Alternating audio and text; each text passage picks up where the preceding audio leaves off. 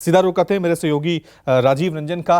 राजीव, पिछले 2 से 2.5 सालों में हम महाराष्ट्र की सियासत में देख रहे हैं, कभी भी कुछ भी हो जा सकता है और इन सब के पीछे एक ही चीज है, वह है महत्वाकांक्षा। इन सब के पीछे एक ही चीज है, पद की लालसा।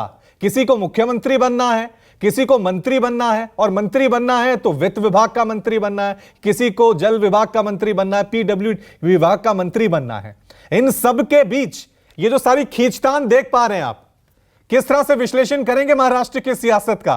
क्योंकि आप अभी भी महाराष्ट्र से लौटे हैं और वहां पे आपने जनता का मन भी टटोला है, तो क्या देख पा रहे हैं आप, ये जो पूरा सिनेरियो बन रहा है?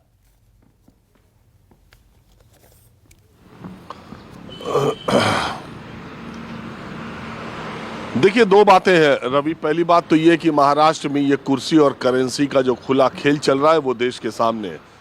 3 बार तीनों नेताओं की, अजीत पवार, देवेंद्र फडणवीस और एकनाथ शिंदे की बैठक 3 बार वहाँ मुंबई में हुई और आपसी सहमति नहीं बन पाई। इसके बाद अजीत पवार और प्रफुल्ल पटेल दिल्ली आए और गृह मंत्री अमित शाह के हस्तक्षेप से मौजूदा विवाद शांत बताया जा रहा है और ये मंत्रिपरिषद का विस्तार और मंत्रियों के विभागों का बंटवारा हो जाएगा।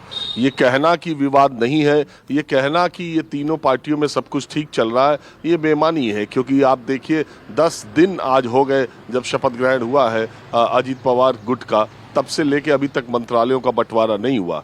मूल बात यह है कि शिवसेना, शिंदे गुट और भारतीय जनता पार्टी ने जब सरकार बनाई थी तब उन्होंने जितने मंत्री बनाए जा सकते थे उस संख्या से आधी पर ही मंत्रियों को बनाया। और ये हमेशा शिवसेना गुट के विधायकों को ये हमेशा भरोसा दिया गया कि किसी भी समय मंत्रिपरिषद का विस्तार होगा तो आपको भी मंत्रालय मिलेगा। इसमें 1 साल निकल गया और उन विधायकों के सब्र का धैर्य तब जवाब दे गया जब अजीत पवार गुट के लोगों ने एंट्री ले ली। अभी तक तो वो बहुमत की संख्या 164 के आसपास थे और उन्हें इस बात का भरोसा था। लेकिन अजीत पवार की एंट्री के बाद शिंदे गुट में बेचैनी इस बात की ज़्यादा है कि एक तो मंत्री पद बटेंगे ज़्यादा, और दूसरे मंत्रालय, अजीत पवार, छगन भुजबल कहीं ज़्यादा सीनियर नेता है जो वर्तमान वहाँ का वहाँ की जो मंत्रिपरिषद है, एकनाथ शिंदे समेत सारे नेताओं में आप देख लेंगे तो छगन भुजबल और अजीत पवार ये कहीं ज़्यादा हैवीवेट नेता है।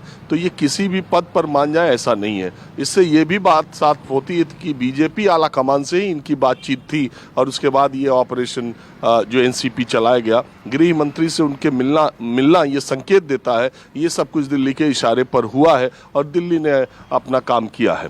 तो एक बात तो ये है। दूसरी बात ये है रवि कि ये जो सारा घटनाक्रम आप देख रहे हैं ये 2024 के लोकसभा चुनाव और विधानसभा चुनाव के लिए हो रहा है। भारतीय जनता पार्टी के साथ, शिंदे गुट के साथ जो दिक्कत है वो 1 दर्जन से ज़्यादा उनके पास सिटिंग जो शिवसेना के सांसद है, भारतीय जनता पार्टी नहीं चाहती कि वो उतने सिटिंग सांसदों के साथ 2024 में जाए। उसके मुकाबले एनसीपी के सांसद जो है लोकसभा की वो बहुत कम है और उसमें भी लोकसभा क्या उनके 5 सांसद हैं जिसमें एक सुप्रिया सुले है और एक जो लक्षद्वीप के हैं, 2 को हटा दीजिए, सुनील तटकरे इधर ही हैं, तो 2 सीट रह जाती है। तो इसलिए भारतीय जनता पार्टी को लोकसभा की दृष्टि से वहाँ बार्गेनिंग एनसीपी के अजीत गुट से कम करनी पड़ेगी और ज़्यादा सीटों पर बीजेपी लड़ सकती है। पहली बात तो ये है। दूसरी जो चुनाव की बात है, जो आगे की बात है, अभी ये जो मंत्रिपरिषद की लड़ाई चल रही है ये अलग है। 2024 के चुनाव में भारतीय जनता पार्टी 105 सीटें 2019 में जीती है। मुझे ऐसा लगता है कि 200 से कम सीटों पर वो चुनाव लड़ना नहीं चाहेगी और वो चाहेगी कि महाराष्ट्र में वो सबसे बड़ी पार्टी और अकेले दम पर सरकार बनाने की स्थिति में पहुंचे। तो इसके लिए इन दोनों में से एक का साथ छोड़ना जरूरी होगा उसके लिए, या दोनों में से एक, और ज़्यादा उम्मीद है कि शिंदे गुट या तो वो उनका साथ छोड़ दें या परिस्थितियां ऐसी बनाई जाएं कि ये साथ छोड़ दे, तो 2024 के चुनाव में बीजेपी को महाराष्ट्र में आसानी हो सकती है। तो मुझे लगता है कि ये जो खेल आप अभी देख रहे हैं महाराष्ट्र में अगले 1 साल तक ये उठापटक जारी रहेगी। ठीक है, तो सियासत का ये खेल है, 2024 के लिहाज से किस दिशा की तरफ ले जाएगा महाराष्ट्र की सियासत को, ये देखने वाली बात होगी।